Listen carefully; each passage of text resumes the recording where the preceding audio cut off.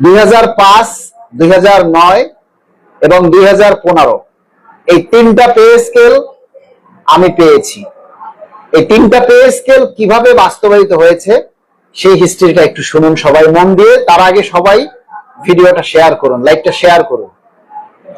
2005 pay scale কার্যকর হয় 1 জানুয়ারি থেকে, মানে জানুয়ারি মাসের 1 তারিখ থেকে কার্যকর হয়েছিল।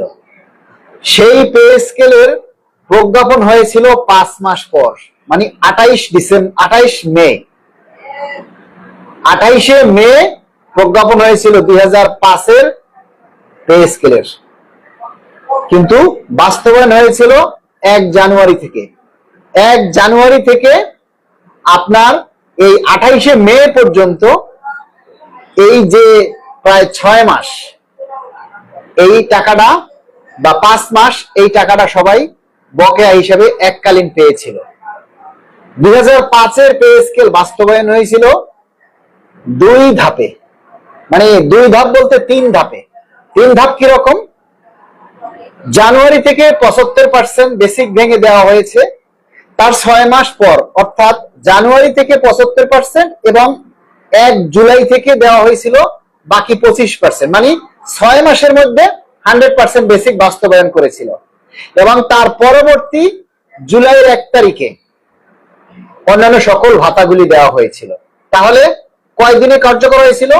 জানুয়ারি 1 তারিখ থেকে ডিসেম্বর 1 বছর, আর পরবর্তী 6 মাস জুলাই, মানে 1.5 বছরের মধ্যে 2005 পে স্কেল বাস্তবায়ন করা হয়েছিল। 2005 পে স্কেল দিয়েছিল বিএনপি সরকার। আপনারা বুঝতে পেরেছেন? যদি বুঝে থাকেন তাহলে এই প্রসঙ্গে কমেন্টস করবেন। একটা জিনিস যখন বুঝবেন তখন আমি আবার আরেকটা বলবো, আমি আবার রিপ্লাই করছি। 2005 পে স্কেল হয়েছিল 1 জানুয়ারি থেকে, আর প্রজ্ঞাপন হয়েছিল 28 মে, মানে 5 মাস পরে। এই 5 মাসের বকেয়া দেওয়া হয়েছিল।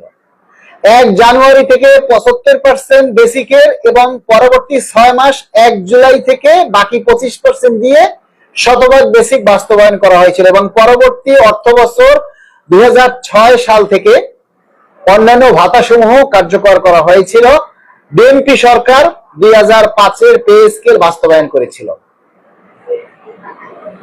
এবার আসেন 2009 pay scale. 2009 pay scale 1 July থেকে বাস্তবায়ন করা হয়েছিল এবং প্রজ্ঞাপন হয়েছিল তার 6 মাস পর, মানে 2 ডিসেম্বর। 1 জুলাই 2009 থেকে কার্যকর হয়েছিল আর প্রজ্ঞাপন হয়েছিল 2 December 2009। July, August, September, October, November, December, এই 5 মাস করে 5 মাসের বকেয়া দেওয়া হয়েছিল এককালীন। 2009 পে স্কেল বাস্তবায়ন হয়েছিল 2 ধাপে। প্রথম ধাপে শতভাগ মূল বেতন দেওয়া হয়েছিল এবং দ্বিতীয় বছরে সকল ভাতাসমূহ কার্যকর করা হয়েছিল। 2009 পে স্কেল দিয়েছিল আওয়ামী লীগ সরকার। এবার বলি 2015 সালের পে স্কেল। 2015 সালের পে স্কেলও 1 জুলাই 2015 থেকে কার্যকর করা হয়েছিল এবং প্রজ্ঞাপন হয়েছিল 6 মাস পর, মানে 15 ডিসেম্বর। 1 জুলাই থেকে পে স্কেল কার্যকর হয়েছিল, ঘোষণা হয়েছিল, প্রজ্ঞাপন হয়েছিল তার 6 মাস পর, মানে 15 ডিসেম্বর। সেই পে স্কেলটা 2015 সালের পে স্কেলটা এককভাবে একেবারে শতভাগ বাস্তবায়ন হয়েছিল। মূল বেতন এবং বেসিক একবারে বাস্তবায়ন হয়েছিল। কিন্তু ওই যে 6 মাসের এরিয়া, জুলাই থেকে 2 ডিসেম্বর পর্যন্ত যে বকেয়া, সেই বকেয়াটা সরকার তখন ধাপে ধাপে বাস্তবায়ন করেছিল। 2015 পে স্কেল বাস্তবায়ন করেছিল আওয়ামী লীগ সরকার। তারপর থেকে আজকে 2026 সাল, 11 বছরের ভিতরে আর কোনো পে স্কেল নেই। এখন আবার 2026 সালে এসে আবার বিএনপি সরকার। তাহলে বিএনপি সরকার পে স্কেল দিয়েছিল 2005-এ, তার 21 বছর পর আজকে 2026 সালে এসে আবার পে স্কেল দিবে, আবার সেই বেসিক ভাঙার স্বপ্ন, আবার সেই 2005-এর মতো বেসিক ভাঙার গল্প। তাহলে কি আমরা বলবো কি বিএনপি সরকার মানে কি বেসিক ভেঙে দিবে? 2005-এও বিএনপি সরকার বেসিক ভেঙে দিয়েছিল, আবার 2026 সালে বিএনপি সরকার আবার সেই বেসিক ভেঙে দেওয়ার কথা আমরা শুনতে পাচ্ছি। আমরা আর চাই না বেসিক ভেঙে পে স্কেল বাস্তবায়ন হোক।